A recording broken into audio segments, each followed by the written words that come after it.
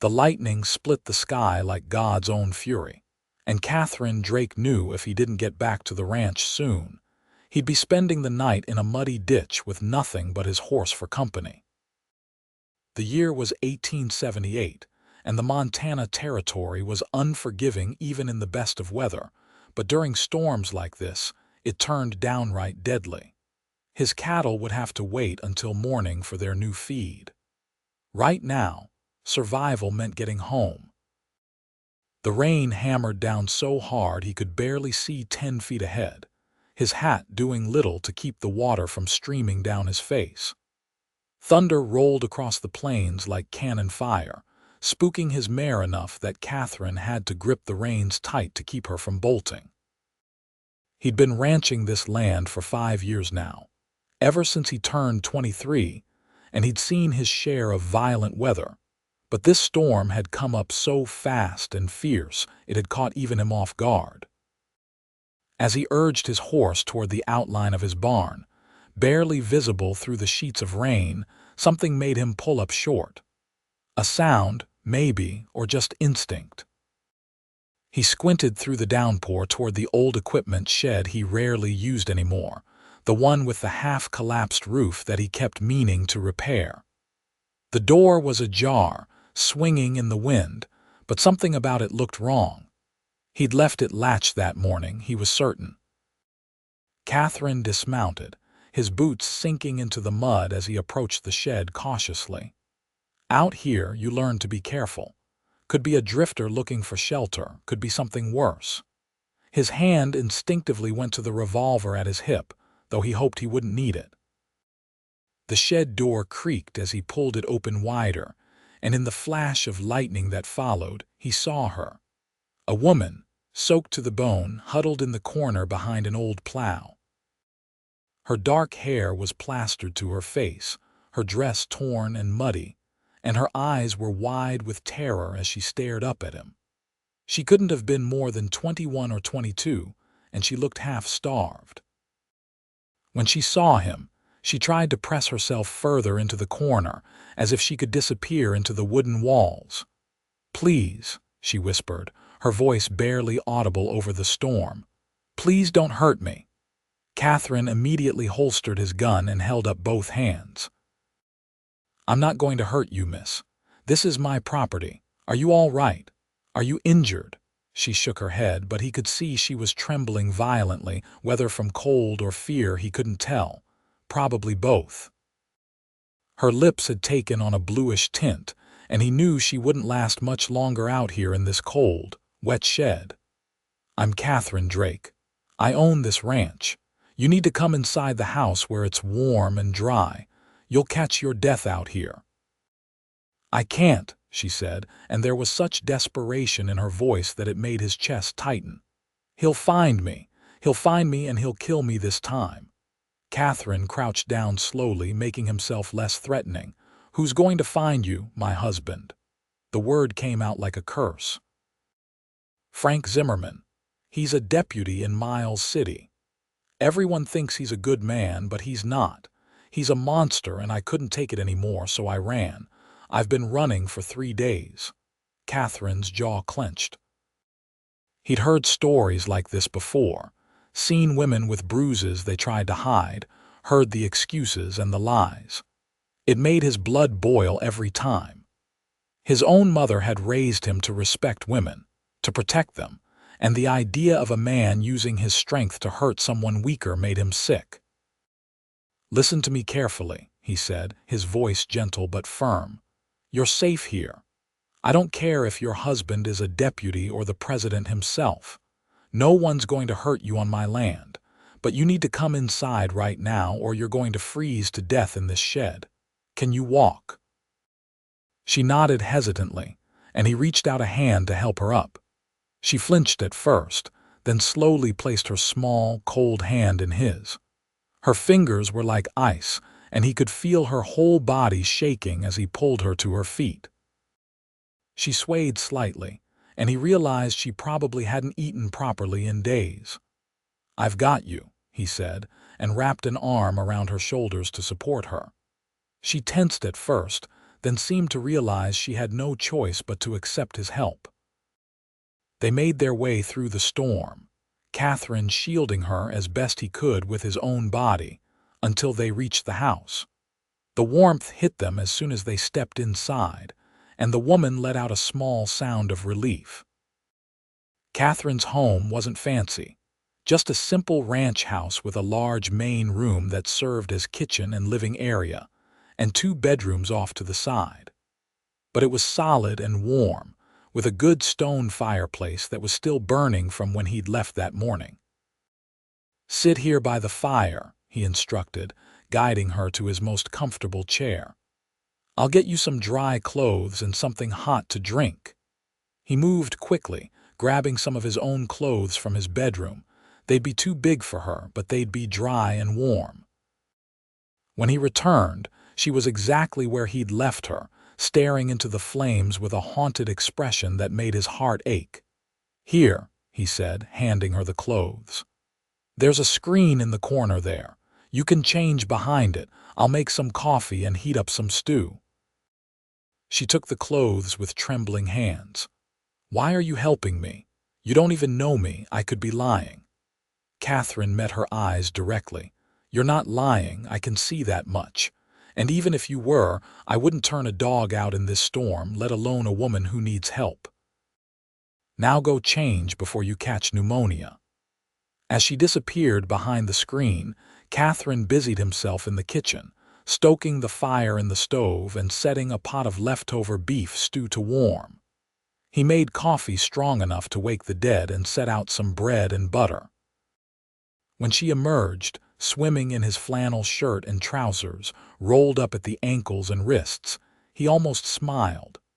She looked like a child playing dress-up, except there was nothing childish about the fear still lingering in her eyes. "What's your name?" he asked, pouring her a cup of coffee. "Grace," she said quietly. "Grace Zimmerman. Though I wish I could go back to my maiden name, I never wanted his name." "Grace is a pretty name," Katherine said, setting the coffee in front of her along with a bowl of steaming stew. "Eat slowly. If you haven't had much food lately, your stomach might rebel if you eat too fast." She picked up the spoon with both hands, as if she needed their combined strength to lift it, and took a small bite. He watched her eyes close in relief as the warm food hit her stomach. She tried to follow his advice about eating slowly, but he could see her fighting the urge to devour it all at once. While she ate, Katherine sat across from her with his own cup of coffee, trying not to stare but unable to help himself. Even bedraggled and terrified, she was beautiful. Her face was delicate, with high cheekbones and a stubborn chin. Her eyes, he now saw in the lamplight, were a striking green, like spring grass after rain. But it was more than her appearance that drew him. There was a strength in her, a determination that had kept her going through 3 days on the run. She was a survivor. "How did you end up at my ranch?" he asked. "I didn't know it was yours," Grace admitted, setting down her empty bowl. "I've just been walking, trying to stay off the main roads. When the storm hit, I saw your buildings and I knew I needed shelter. I'm sorry for trespassing." "Don't apologize. I'm glad you found shelter." He paused, choosing his words carefully. "This husband of yours, is he likely to come looking for you out this way?" Grace's face paled. "I don't know. Maybe. Frank has connections all over Montana territory, other lawmen who think he's a stand-up fellow. They don't know what he's really like. No one does. You said he hit you." She pulled up the sleeve of the borrowed shirt, revealing bruises in various stages of healing, dark purple and yellow-green marks that made Katherine's hands clench into fists. "He did more than hit me. He broke my arm once, cracked 2 of my ribs another time. But he was always careful to make it look like accidents. I fell down the stairs. I was clumsy with the cookware. Everyone believed him because he's charming when he wants to be, and I was just his quiet little wife." "Why didn't you leave sooner?" Katherine asked, then immediately regretted it when he saw her flinch. I'm sorry, that wasn't fair. No, it's all right. Everyone asks that. Grace stared at her hands. I tried twice before. The first time he found me before I even made it out of Miles City. He dragged me home and beat me so badly I couldn't walk for a week. The second time I made it to Helena. I thought I was free, but he tracked me down and brought me back. That time was worse. He said if I ever tried to leave again, he'd kill me and make it look like I'd run off with another man. He said no one would even look for me because everyone knew I was unstable. You're not unstable, Katherine said firmly.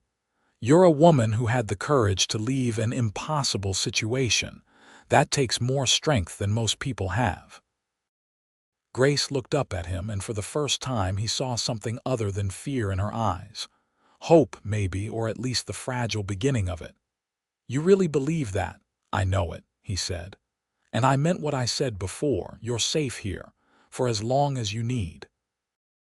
The storm raged outside, thunder shaking the windows, but inside Katherine's house, something had shifted. Grace pulled the borrowed shirt tighter around herself and took another sip of coffee, and Katherine saw some of the tension leave her shoulders. She was still afraid, that much was obvious, but she was beginning to believe she might actually be safe, at least for now. Tell me about this place, Grace said, as if she needed to focus on something other than her fear. How long have you been ranching here? Katherine leaned back in his chair, grateful for the change of subject. I bought this land 5 years ago.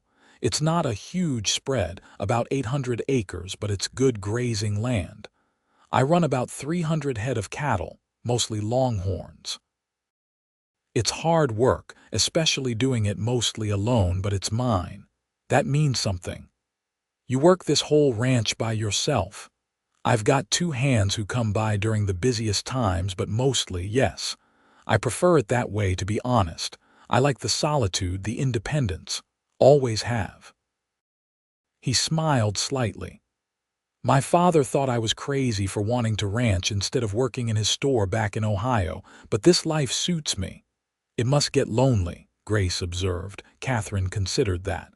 Sometimes, but I've got my horse, my cattle, the land itself. That's usually enough. He met her eyes. What about you? What was your life like before you married? Grace's expression turned wistful. I grew up in St. Louis. My father was a banker, very respectable. My mother died when I was young, and my father remarried a woman who made it clear I was in the way. When Frank started courting me, I thought it was romantic. He was handsome, had a good job, seemed respectable. My father approved. It wasn't until after the wedding that I saw his true nature. How long have you been married? 2 years. 2 years too long. She set down her coffee cup. The first time he hit me was on our wedding night. I spilled wine on his new shirt and he backhanded me across the face. Then he cried and apologized and said it would never happen again. But it did happen again. It kept happening. Katherine felt his anger rising but kept his voice calm. You don't have to talk about it if you don't want to. Actually, it helps to say it out loud to someone who believes me, Grace said. Frank always made me feel like I was crazy, like I was imagining how bad it was, but I wasn't imagining those bruises. I wasn't imagining the fear I felt every time I heard his footsteps on the porch. You're not crazy, Katherine said with absolute conviction. You're one of the sanest people I've met. Takes a clear head to plan an escape and make it as far as you did. They talked late into the night, the storm continuing to pound the house. Katherine learned that Grace loved to read, that she'd once dreamed of being a teacher, that her favorite color was blue like the Montana sky. Grace learned that Katherine had 2 younger sisters back in Ohio, that he'd learned to ranch from an old cowboy named Pete who'd taken him under his wing, that he'd never been in love because he'd never met a woman who understood his need for this wild, open land. Finally, when Grace's eyelids were drooping and she was struggling to stay awake, Katherine stood. You need to sleep. "You can take my bed. I'll sleep out here on the floor by the fire." "I can't take your bed," Grace protested weakly. "Yes, you can and you will. You've been through hell. The least I can do is offer you a comfortable place to sleep." He guided her to his bedroom, trying not to notice how small and vulnerable she looked. "There's a lock on this door. Use it. You'll feel safer that way." Grace looked at him with those green eyes, now shimmering with tears. "Thank you, Katherine. I don't know what would have happened to me if you hadn't found me. You don't have to thank me. Just rest." He left, closing the door behind him, and heard the lock click into place a moment later. Good. She needed to feel secure. Katherine made himself a bed on the floor near the fireplace, using some blankets and a pillow from the storage chest. The floor wasn't comfortable, but he'd slept in worse places. Outside, the storm was finally beginning to ease, the thunder growing more distant. He lay awake for a long time, thinking about the woman sleeping in his room, about her bastard of a husband, about what would happen when the sun rose tomorrow. He'd meant what he said. She was safe here. He'd protect her with his life if necessary. The intensity of that feeling surprised him. He'd only known Grace for a few hours, but already he felt a fierce protectiveness toward her that went beyond simple decency. There was something about her, a light that hadn't been completely extinguished despite everything she'd endured. He wanted to see that light grow stronger. He wanted to see her smile without fear shadowing it. Katherine finally drifted off to sleep with the sound of rain on the roof and the image of green eyes in his mind. The next morning dawned clear and bright, as if the storm had washed the world clean. Katherine woke early, as was his habit, and started coffee before heading out to check on his animals. His mare was fine in the barn, and his cattle were scattered but unharmed. The storm had knocked down a section of his fence, which would need repair, but overall, the damage was minimal. When he returned to the house, Grace was awake, standing by the window in his borrowed clothes, staring out at the sunlit prairie with an expression he couldn't quite read. She turned when she heard him enter, and he saw that the fear from last night was back in full force. "The storm's over," she said unnecessarily. "He'll be able to travel now." "If he's even looking for you out this way," Katherine pointed out, hanging his hat by the door. "You said you came from Miles City. That's a good 100 miles from here. He'd have no reason to think you'd head in this direction. You don't know Frank. He's relentless when he wants something, and he considers me his property." Grace wrapped her arms around herself. "I should leave. I've put you in enough danger already." "You're not putting me in any danger I can't handle," Katherine said firmly. "And you're not going anywhere until you're stronger. You're exhausted and half-starved. Another day or two of rest and decent food, then we'll figure out what comes next. Why are you being so kind to me?" Grace asked, her voice breaking slightly. "You don't even know me." Katherine crossed the room to stand near her, not close enough to crowd her, but close enough that she could see the sincerity in his eyes. "Maybe that's exactly why. Because I don't know you yet, but I'd like to. Because every person deserves kindness, especially someone who's been shown so little of it. Because it's the right thing to do." Grace studied his face for a long moment, as if trying to determine if she could trust him. Whatever she saw there must have satisfied her, because she nodded slowly. "All right. A day or two. But if there's any sign of Frank, any sign at all, I'm leaving. I won't let him hurt you because of me." "Deal," Katherine said, though he had no intention of letting Frank Zimmerman hurt anyone ever again. "Now, how about some breakfast?" "I make decent pancakes, if I do say so myself." The morning passed quietly. Katherine made pancakes and bacon while Grace watched, seeming fascinated by the simple domesticity of it. They ate together, and he was pleased to see her eating more naturally now, not with the desperate hunger of last night, but with genuine appetite. The color was coming back to her cheeks, making her even more beautiful. After breakfast, Katherine needed to work on repairing that fence, but he was reluctant to leave Grace alone in the house. She must have sensed his hesitation because she said, "I'll be fine. I can keep watch from the window. And besides, I should earn my keep somehow."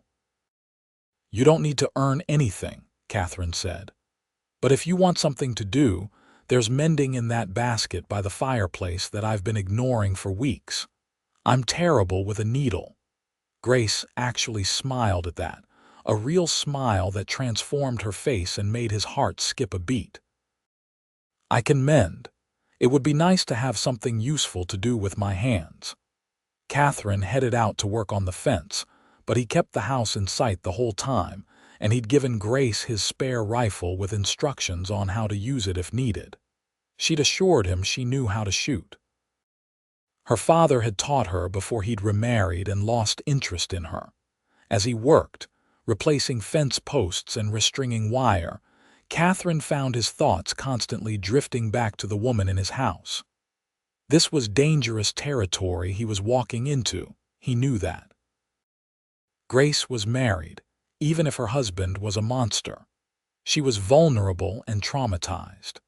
The last thing she needed was for Katherine to develop feelings for her that would complicate an already impossible situation, but it might already be too late for that warning. There was something about Grace that called to something deep inside him, something he hadn't even known was there. The way she'd lifted her chin when talking about her escape, showing her strength. The way she'd smiled over breakfast, genuine joy breaking through the fear. The way she'd looked in the lamplight last night, beautiful and broken but not defeated. He was in trouble and he knew it.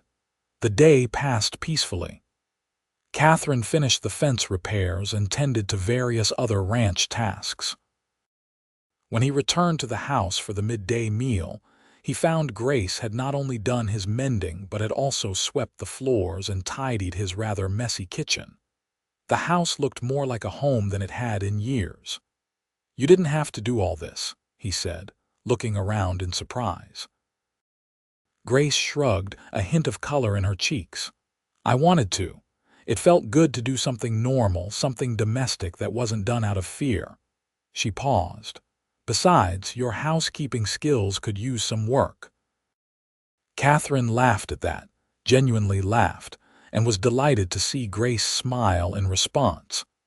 They ate the simple meal she'd prepared from his stores, and he found himself enjoying her company more with each passing hour. She was intelligent and witty when she relaxed enough to let her guard down. She had opinions on everything from politics to literature, and she wasn't afraid to voice them. It was refreshing. That evening, after the work was done and dinner was finished, they sat by the fire again. This was becoming their routine, Katherine realized. This comfortable domesticity that felt both natural and terrifying in its intensity. "Tell me about your sisters," Grace said, curled up in the chair with a cup of tea. She looked more relaxed than she had since arriving, the borrowed clothes somehow seeming less oversized now, more like they belonged to her. "Mary's the oldest of the two.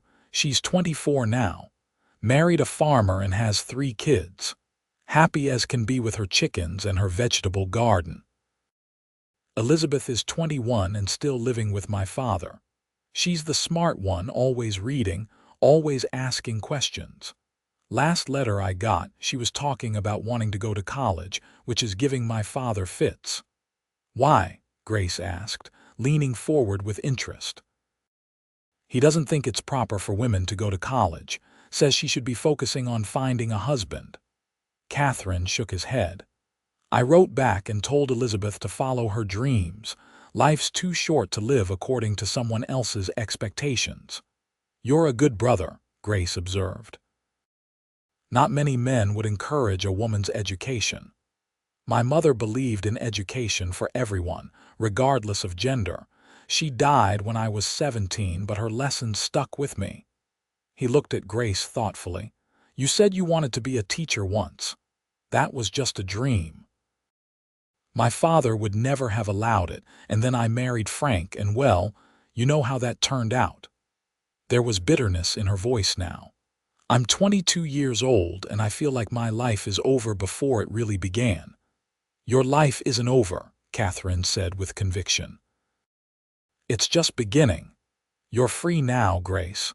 Once we figure out how to deal with your husband, you'll be able to do anything you want, be anyone you want.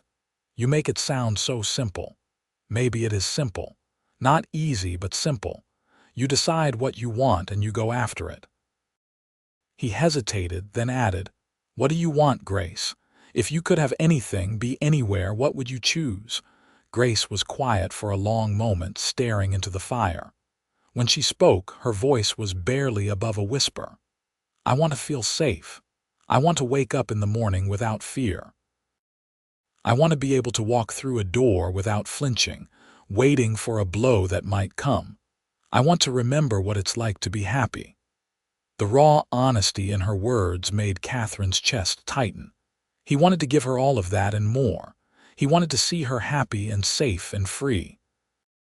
The intensity of that desire should have frightened him, but instead it felt right, like something clicking into place. "You'll have all of that," he promised. "I'll make sure of it." Grace looked at him then, really looked at him, and something passed between them, an understanding that went deeper than words. The air in the room seemed to thicken, charged with an awareness that made Katherine's pulse quicken. He saw her eyes widen slightly, saw the quick rise and fall of her chest as her breathing changed, and he knew she felt it too, this pull between them. But Grace was still a married woman, still traumatized, still in danger. So Katherine stood, breaking the moment, and said with forced casualness, "It's getting late. You should rest." Grace nodded, looking almost relieved at the interruption. "Yes, thank you, Katherine, for everything." 3 more days passed in a similar pattern. Katherine worked on the ranch while Grace occupied herself in the house, growing stronger and more relaxed with each passing day. They talked for hours each evening, learning about each other, sharing stories and dreams. Katherine found himself falling for her more deeply with every conversation, every shared laugh, every smile that came a little more easily to her lips. But the peace couldn't last forever. On the 4th morning, Katherine was in the barn when he heard the sound of approaching horses. Multiple horses, moving fast. His gut clenched with instinctive warning. He grabbed his rifle and moved to the barn door, positioning himself so he could see without being easily seen. 4 men rode into his yard, all wearing badges. The man in the lead was in his early 30s, handsome in a cold sort of way, with dark hair and eyes that scanned the property with predatory interest. Even without the description Grace had given him, Katherine would have known this was Frank Zimmerman. Katherine stepped out of the barn, rifle held casually but ready. "Can I help you, gentlemen?" Frank Zimmerman dismounted, his hand resting on his gun belt in a way that was clearly meant to be intimidating. "I'm Deputy Frank Zimmerman from Miles City. I'm looking for my wife, Grace Zimmerman. She's been missing for nearly a week now. We have reason to believe she might have come through this area." "Haven't seen anyone," Katherine said, keeping his voice neutral. "It's just me out here. You mind if we look around?" Frank asked, though his tone made it clear it wasn't really a question. "Actually, I do mind," Katherine said calmly. "This is private property and you've got no warrant. You want to search my ranch, you'll need to come back with proper legal authority." Frank's eyes narrowed dangerously. "You refusing to cooperate with the law." "I'm standing up for my rights as a property owner," Katherine corrected. "There's a difference." One of the other deputies, a nervous-looking young man, spoke up. "Maybe his wife really isn't here, Frank. We should keep searching along the main roads." But Frank was studying Katherine with an intensity that made it clear he suspected something. "Funny thing, I've been asking around about ranches in this area. Yours is pretty isolated, Perfect place for someone to hide. Perfect place for someone who likes solitude, Katherine countered. Now, if you're done, I've got work to do. Frank took a step closer, and Katherine could see the barely controlled violence in the man's eyes. This was someone who was used to getting his way through intimidation and force. Let me be clear, rancher. My wife is mentally unstable. She's a danger to herself and others. If you're hiding her, you're aiding a fugitive and obstructing justice. That's a serious crime. And let me be clear, Katherine said, his voice hardening. I don't take kindly to threats on my own property. You've got no evidence that your wife is here, no warrant to search, and no legal standing to make demands of me. So I'm going to ask you politely one time to leave. After that, I stop asking politely. The tension in the yard was thick enough to cut. The 4 deputies had their hands on their guns now, and Katherine knew that if this turned violent, he was outgunned and outmanned. But he also knew that Frank Zimmerman was smart enough not to start a gunfight without cause. It would be hard to explain killing a rancher on his own property with no provocation. After a long, dangerous moment, Frank smiled, though there was no warmth in it. We'll be going, for now, but we'll be watching the roads, checking all the ranches in the area. If my wife turns up, we'll know. You do that, Katherine said. Frank remounted his horse, but before riding off, he looked down at Katherine with cold eyes. One more thing. If someone was hiding my wife, they should know that Grace belongs to me. I don't give up what's mine. Ever. And when I find her, and I will find her, there will be consequences for everyone involved. Noted, Katherine said, not backing down an inch. The 4 men rode off, but Katherine knew this was far from over. He waited until they were out of sight, then quickly made his way back to the house. Grace was standing away from the window, her face pale and her whole body trembling. He's gone, Katherine said, closing and locking the door behind him. But he'll be back. You should have let him search, Grace said, her voice shaking. Now he knows. He knows I'm here somewhere in this area. He'll never stop looking now. He was always going to keep looking, Katherine pointed out. At least this way we bought some time, but you're right about one thing, we need a plan. Grace sank into a chair, looking defeated. There is no plan. You can't fight him, Katherine. He's a deputy. He has the law on his side, and he has friends. Other lawmen who will back him up, who will believe whatever lies he tells about me. Then we get evidence of what he really is, Katherine said, pacing now, his mind working. We find a way to expose him, to prove that you're not the crazy one he is. How? Who would believe me over him? Katherine stopped pacing and looked at her. There must be others. Other people he's hurt. Other women maybe. Men like Frank Zimmerman don't change their patterns. If he's abusing you, there's a good chance he's done it before. Hope flickered in Grace's eyes for the first time. There was a woman, Frank's first wife. I only found out about her after we married. She died in what was ruled an accident, a fall down the stairs. Like the fall you supposedly took, Katherine said grimly. Exactly. But I don't know how to prove anything. The case was closed years ago. Maybe we need to go to someone higher up than local law enforcement. A federal marshal, maybe, or a territorial judge.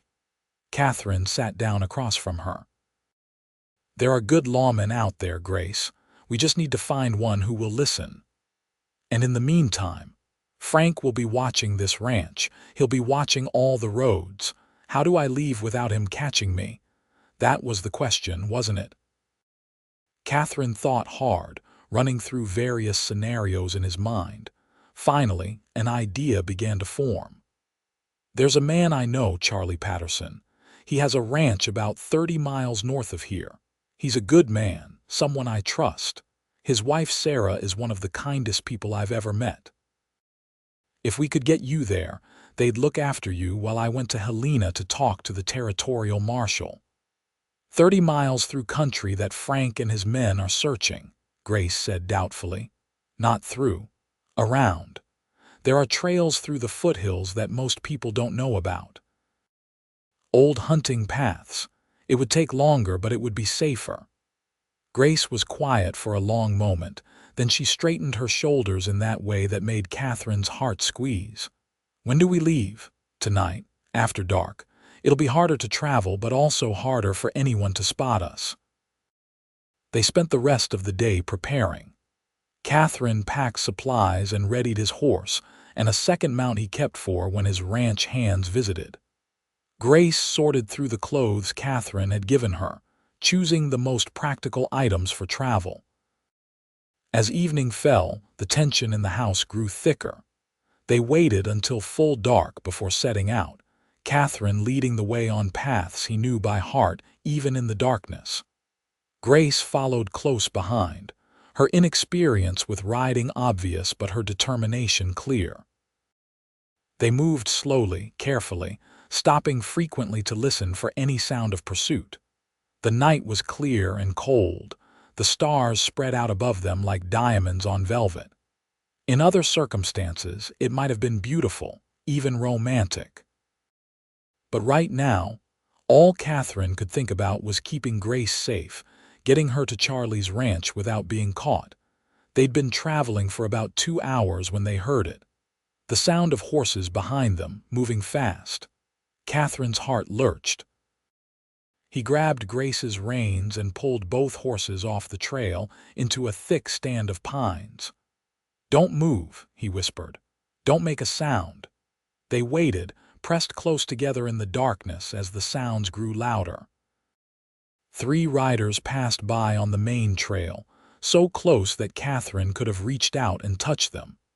He felt Grace trembling against him, and he wrapped an arm around her, offering what comfort he could. The riders passed without stopping, their voices fading into the distance. Katherine waited several more minutes before daring to move. "They're gone," he whispered. "But we need to keep moving. They'll be back along this way soon enough." The journey that should have taken 8 hours took nearly 12. They had to stop and hide twice more when they heard riders.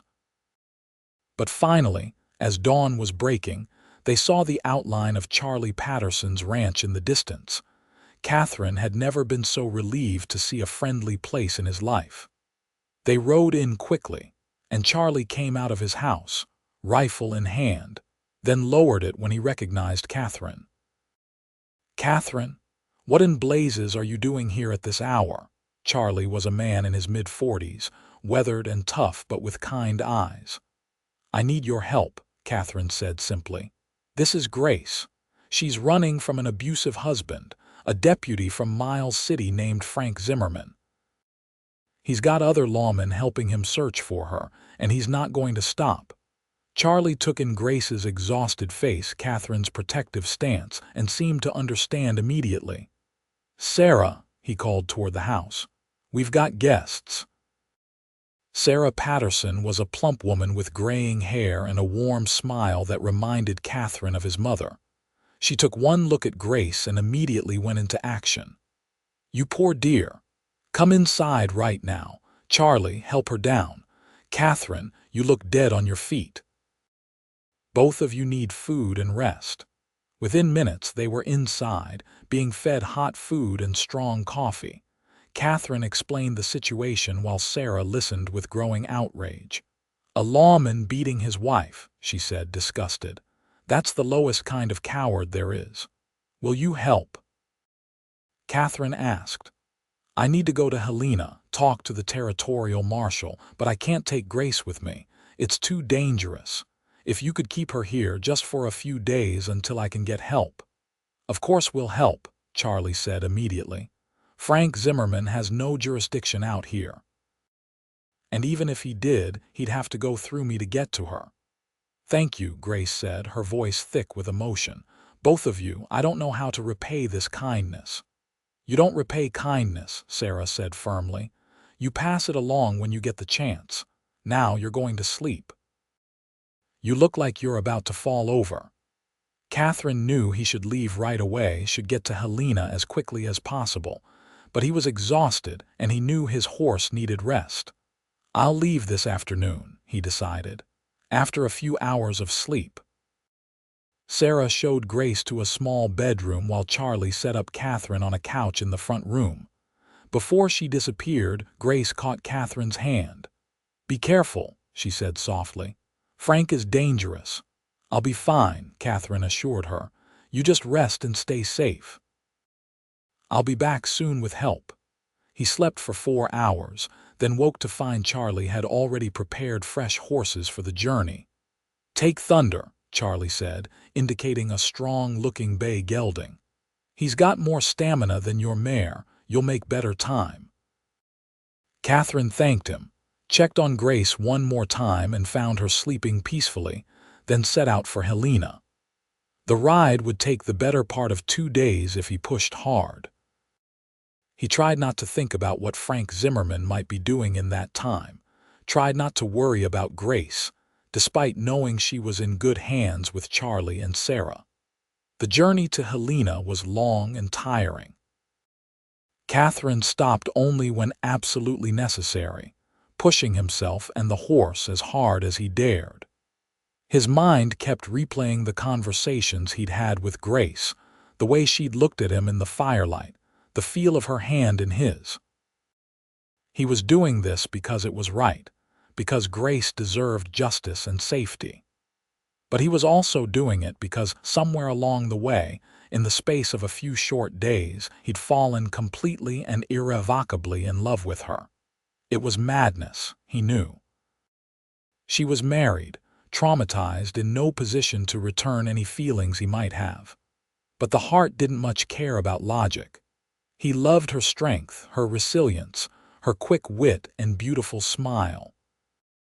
He loved the way she'd taken over his kitchen, the way she'd mended his clothes with such care, the way she looked at him like he was something special.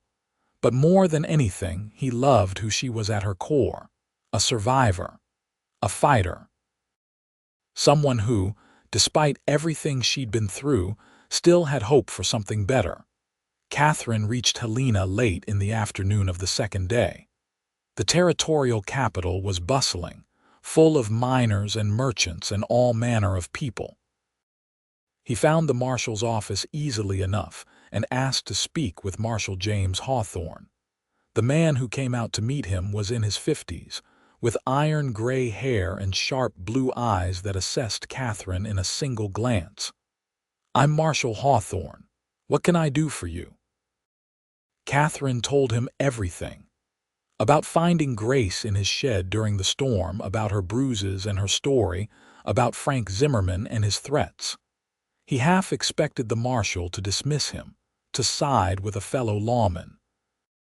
But Hawthorne listened intently, his expression growing darker as Katherine spoke. "Frank Zimmerman," Hawthorne said when Katherine finished. "I know that name. There have been complaints about him before, though nothing that stuck, and you're right about his first wife. I was actually a deputy back then, working the case. Always thought there was something off about that fall, but I couldn't prove anything." Hope surged in Katherine's chest. "So you believe me?" "I believe you," Hawthorne said. "And I believe this Grace needs protection, but here's the problem. Zimmerman is technically within his rights to search for his wife. The law sees her as his property, wrong as that is. Even with evidence of abuse, it's hard to get between a man and his wife. So there's nothing you can do." "I didn't say that." Hawthorne leaned back in his chair, thinking. "What we need is evidence that Zimmerman is abusing his authority as a lawman. If we can prove he's using his badge for personal vendettas, threatening innocent people, that's something I can act on." "Did he threaten you?" "He implied that there would be consequences if I was hiding his wife." "Implications aren't enough. But if he makes actual threats, if he oversteps his legal authority in a way I can document, then I can remove his badge and file charges." Hawthorne looked at Katherine seriously. "I'm willing to help, but I need your cooperation. And I need to talk to Grace herself, get her statement. She's at a friend's ranch, Charlie Patterson's place, about 30 miles north of my spread. I know Charlie. Good man." Hawthorne stood. "All right, here's what we're going to do. I'm going to ride out with you tomorrow. We'll get Grace's statement, document her injuries, and then we're going to set a trap for Zimmerman. If he's as obsessed with finding her as you say, he'll make a mistake. And when he does, we'll be there to catch him." Katherine felt relief wash through him. "Thank you, Marshal." "You don't know what this means." "I've got daughters of my own," Hawthorne said gruffly. "The idea of any man treating a woman the way Zimmerman treated his wife makes me sick. Now go get some rest. We leave at first light." Katherine found a hotel and collapsed into bed, sleeping better than he had in days, knowing that help was coming. The next morning, he and Marshal Hawthorne set out for Charlie's ranch. They made good time, reaching the Patterson place by late afternoon. Grace came out of the house when she heard them arrive, and Katherine's breath caught at the sight of her. Sarah had given her some clothes that actually fit, a simple blue dress that matched her eyes. Her hair was clean and pulled back, and she looked rested. But more than that, she looked hopeful, and when she saw Katherine, her face lit up with a smile that made his heart race. "You're back," she said, and there was such relief in her voice that Katherine wanted to pull her into his arms, but he settled for taking her hand briefly. "I brought help. This is Marshal Hawthorne. He's going to help us bring Frank to justice." Over the next several hours, Grace told the marshal everything. About Frank's abuse, about his first wife's suspicious death, about the other lawmen who enabled him. Hawthorne took careful notes, his expression growing grimmer as the story unfolded. He also examined and documented Grace's bruises, which were still visible even though they were healing. "This is enough to start an investigation," Hawthorne said when she finished. "But to remove Zimmerman's badge and ensure he faces real consequences, we need to catch him in the act of abusing his authority. I have a plan, but it involves using Grace as bait, and I won't do that without her consent." "What kind of plan?" Grace asked. "We let it be known that you're at Katherine's ranch. When Zimmerman comes, and he will come, we'll be ready. If he tries to take you by force, threatens violence, or oversteps his legal authority in any way, I'll have grounds to arrest him." "You're asking her to face the man who terrorized her," Katherine said, his protective instincts flaring. "Is there no other way?" "I'm willing to do it," Grace said quietly. "If it means Frank will face justice, if it means he can never hurt me or anyone else again, I'm willing." Katherine looked at her, at the determination in her eyes, and felt his love for her deepen even more. She was so brave, so strong. "Then I'll be right there with you," he promised, "every step of the way." They spent that night at Charlie's ranch, planning. The next day, Charlie would ride into the nearest town and casually mention to people that he'd heard Katherine Drake had a woman staying at his ranch, a woman who'd run away from her husband. Word would spread fast in small towns, and it would reach Frank Zimmerman within a day or two. Katherine, Grace, and Marshal Hawthorne would return to Katherine's ranch and wait. The marshal would hide in the barn with several deputies he was bringing in from Helena. When Zimmerman came for Grace, they'd be ready. It was a solid plan, but Katherine hated every part of it that put Grace in danger. That night, after the others had gone to bed, he found Grace standing outside looking up at the stars. "Can't sleep?" he asked, coming to stand beside her. "Too nervous, I think," Grace admitted.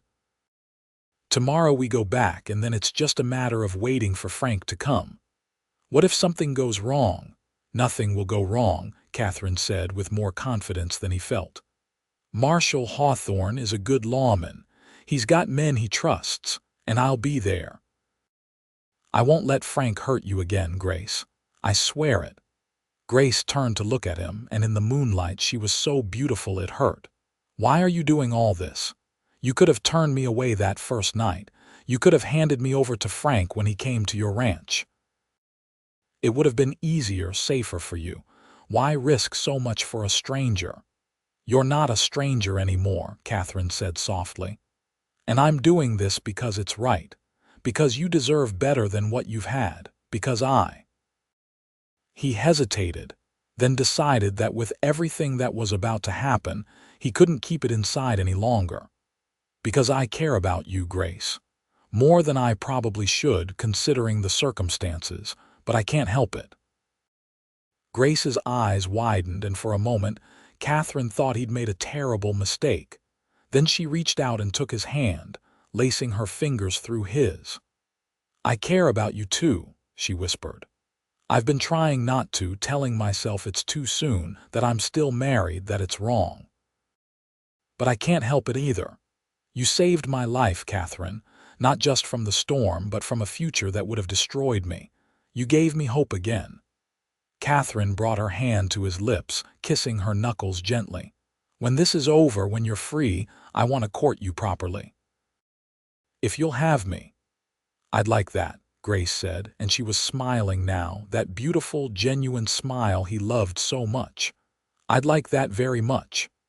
They stood there in the moonlight, holding hands, and for a moment, Katherine let himself imagine a future. Grace living at his ranch, not as a frightened refugee but as his wife. Waking up next to her every morning. Building a life together, maybe even children someday, but first, they had to deal with Frank Zimmerman. The next day, they returned to Katherine's ranch, accompanied by Marshal Hawthorne and 3 of his deputies.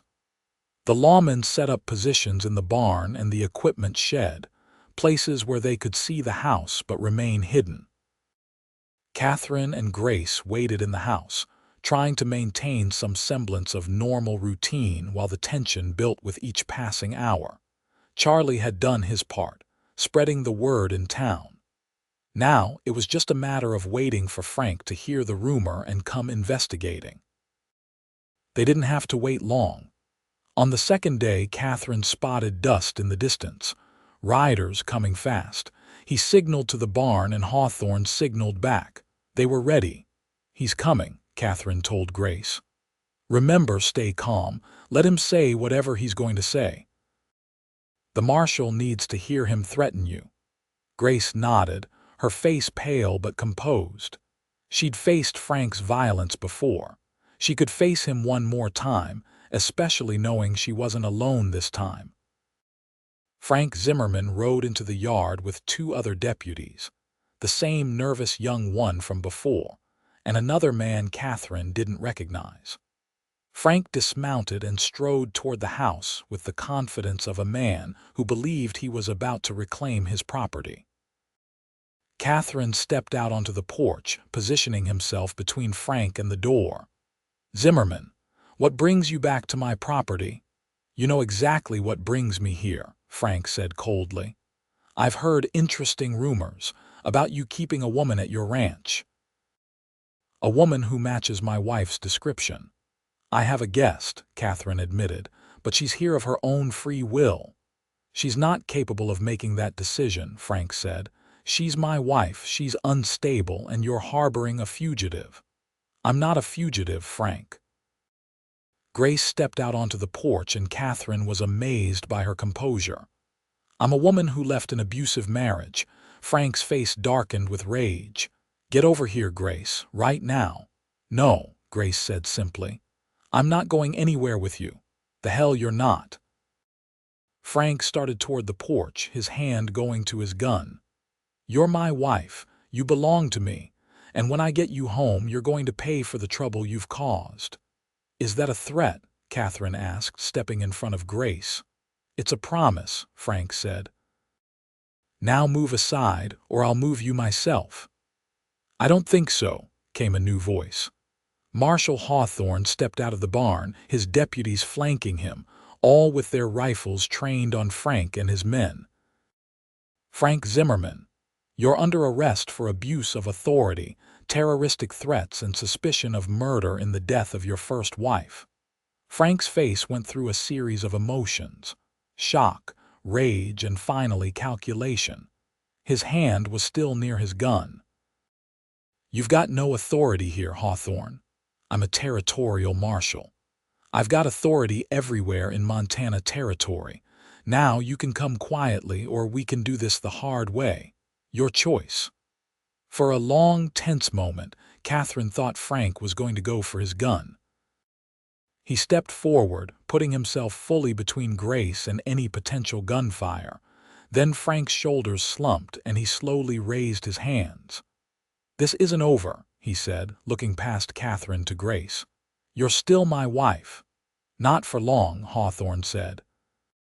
"Miss Grace has grounds for annulment based on your abuse. Judge Morrison will see to it. Now turn around. You're going to Helena to face charges." The deputies handcuffed Frank and loaded him onto his horse. The other two lawmen who'd come with him looked shocked and uncertain. "We didn't know," the young one said. "We thought we were just helping him find his missing wife." "Then you're free to go," Hawthorne said, "but I'd suggest you think carefully about who you follow in the future." They rode away and Katherine felt Grace sag against him. He wrapped his arms around her, holding her as she began to shake with the aftermath of adrenaline and fear. "It's over," he murmured into her hair. "You're safe now. It's really over." Grace clung to him, and he felt wetness against his shirt as she cried. But these weren't tears of fear or pain. They were tears of relief, of release, of freedom finally achieved. The next few weeks were a whirlwind. Grace traveled to Helena to testify before Judge Morrison. The judge, after hearing her testimony and seeing the evidence Marshal Hawthorne had gathered, granted her an annulment on the grounds of extreme cruelty. Frank's first wife's death was investigated again, and while they couldn't prove murder, they found enough suspicious circumstances to keep him in jail on other charges, including assault and abuse of authority. Grace stayed with Sarah and Charlie during this time, while Katherine returned to his ranch. He visited as often as he could, but he wanted to give Grace space to heal, to find herself outside of fear and abuse. Finally, after 6 weeks, Grace sent him a letter asking him to come to Charlie's ranch. Katherine rode there faster than was probably safe, his heart pounding with hope and nervousness. When he arrived, Grace met him in the yard. She was wearing a new dress, green to match her eyes, and her hair was loose around her shoulders. But more than the physical changes, it was the light in her eyes that caught him. The fear was gone, replaced by confidence and joy. "Katherine," she said, and the way she said his name made his heart soar. "Grace." He dismounted but stayed where he was, giving her control of the moment. "You're looking well. I'm feeling well, better than I have in years." She smiled that smile he loved. "I've been thinking a lot over the past few weeks, about what I want, about what kind of future I want to build. And I keep coming back to something you said that first night about deciding what you want and going after it.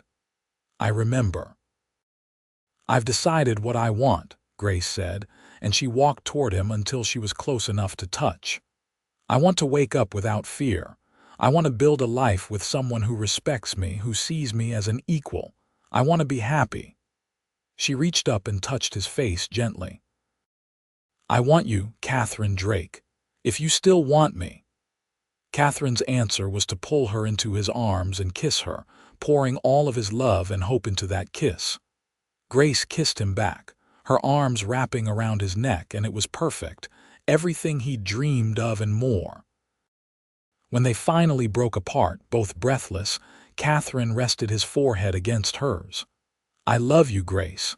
I think I've loved you since that first night when you showed me how strong you really are." "I love you too," Grace whispered. "You gave me back my life." "Now I want to share that life with you. Marry me," Katherine said. "Not right away, take all the time you need, but someday when you're ready, marry me." "Yes," Grace said, laughing and crying at the same time. "Yes, I'll marry you, Katherine Drake." They were married 3 months later, in a small ceremony at Charlie and Sarah's ranch. Elizabeth, Katherine's sister, traveled all the way from Ohio to be there, and she and Grace became fast friends immediately. Marshall Hawthorne attended, as did several other people who had helped them along the way. Grace moved into Katherine's ranch as his wife, and she transformed the house into a real home. She planted a garden, raised chickens, and even helped with the cattle when needed. She also started teaching, gathering the children from nearby ranches once a week to give them lessons in reading and arithmetic. She was finally living the life she'd always wanted. Katherine fell more in love with her every day. He loved watching her teach, seeing the patience and kindness she showed the children. He loved waking up next to her every morning, loved the way she laughed at his jokes and challenged his opinions. He loved the way she looked at him, with complete trust and love. 2 years after their wedding, Grace gave birth to their first child, a boy they named James, after Marshall Hawthorne. Katherine held his son for the first time and felt his heart expand in ways he hadn't known were possible. Grace looked exhausted but radiant as she watched them.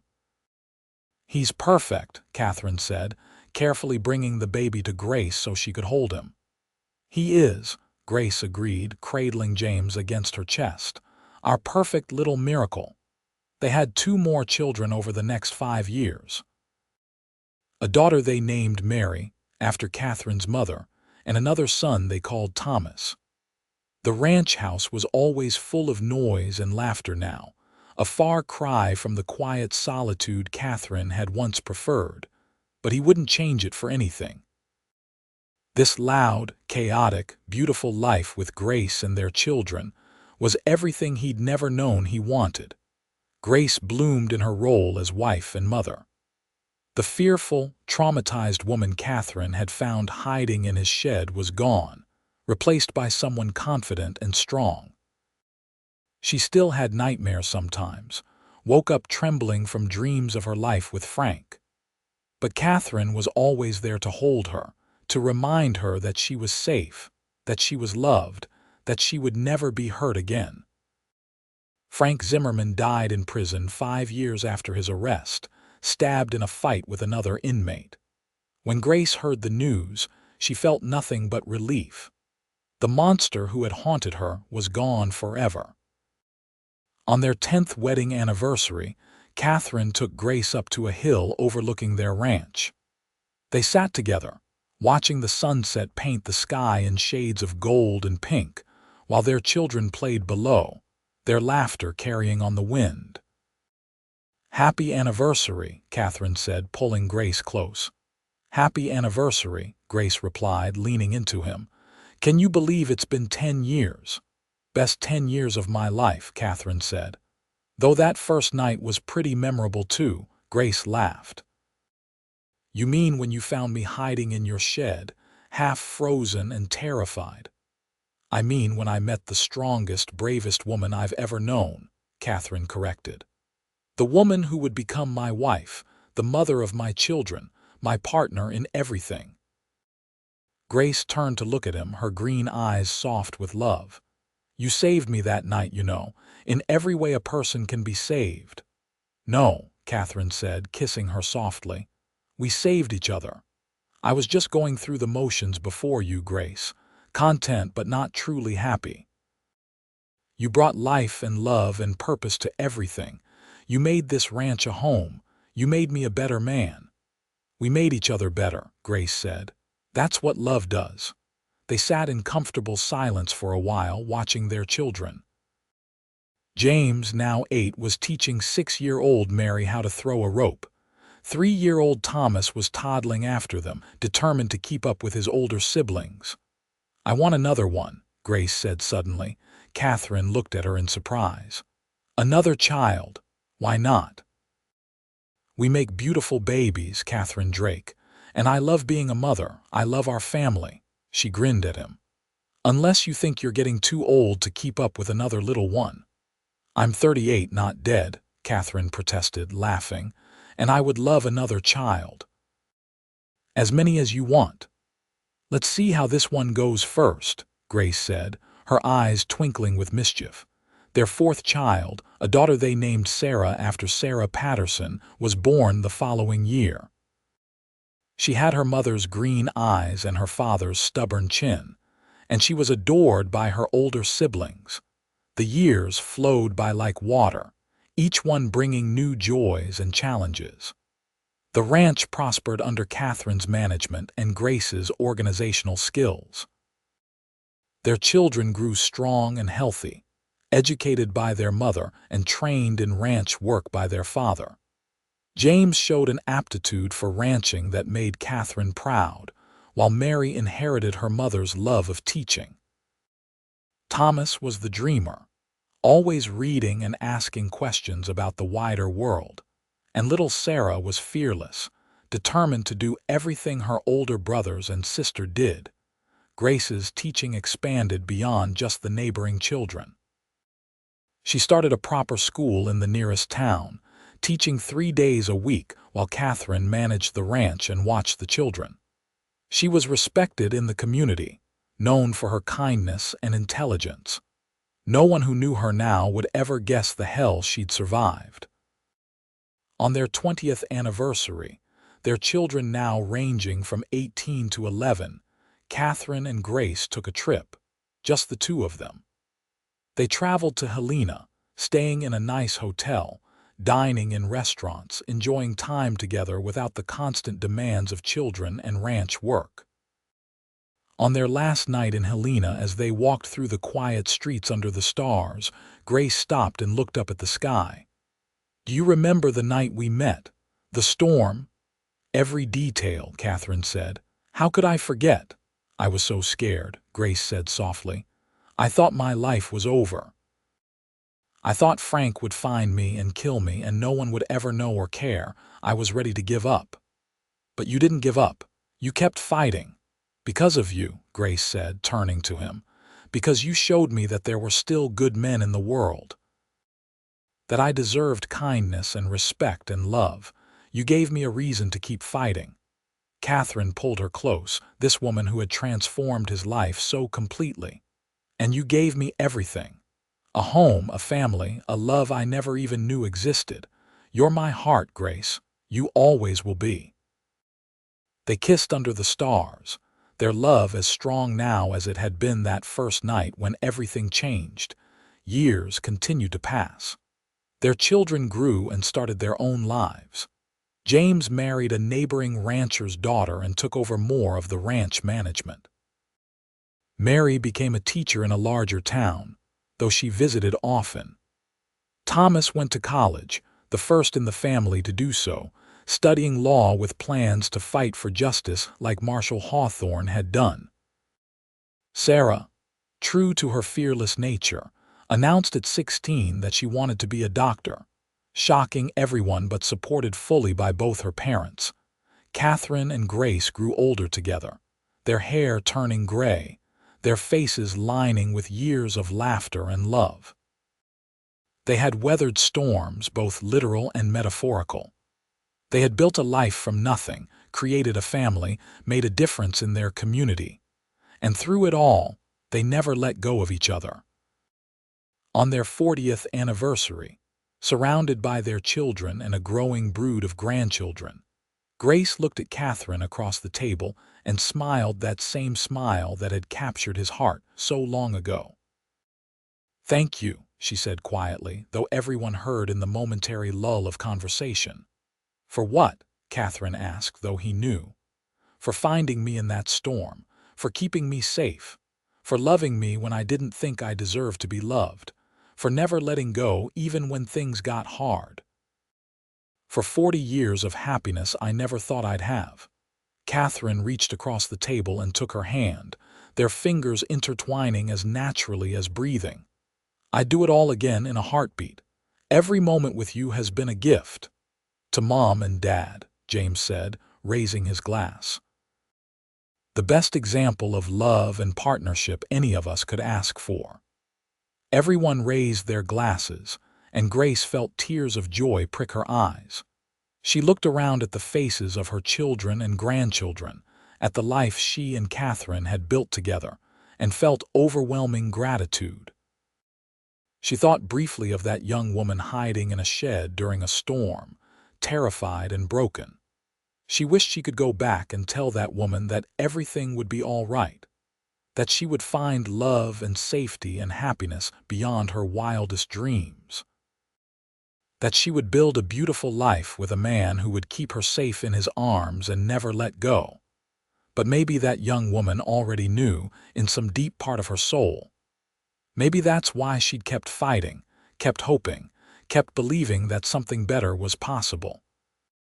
The party continued late into the night, full of laughter and stories and love. When everyone finally left and Katherine and Grace were alone again, they sat on their porch, watching the stars just as they had so many times before. "You remember what you wanted, that first night I asked you?" Katherine said, "You said you wanted to feel safe, to wake up without fear, to be happy." "I remember," Grace said. "Did I give you that? Did we build the life you wanted?"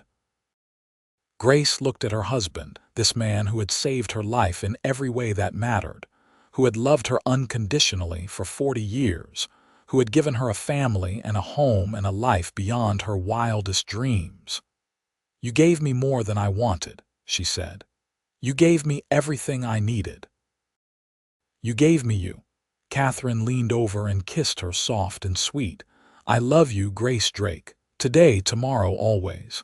And I love you, Katherine Drake, for the rest of my life and whatever comes after." They sat together under the stars, hands clasped, hearts beating in sync. The storm that had brought them together was long past, but the love they'd found in its aftermath had only grown stronger with each passing year. Katherine had found her hiding in the storm, and she had found safety in his arms. Arms that never let go, through 40 years of life and love. Arms that would hold her for whatever years remained and beyond. It was a love story for the ages. A tale of survival and strength, of kindness and courage, of two souls finding each other in the darkness and creating light together. And like all the best love stories, it had a happy ending, one written in the laughter of children, the warmth of home, and the unbreakable bond between two people who chose each other every day for the rest of their lives. The Montana sky stretched endlessly above them, filled with stars that had witnessed their first meeting and would shine on long after they were gone. But for now, they sat together in perfect contentment, grateful for the storm that had brought them together and the love that had kept them together. And they lived happily, surrounded by family and filled with love for all the days of their lives.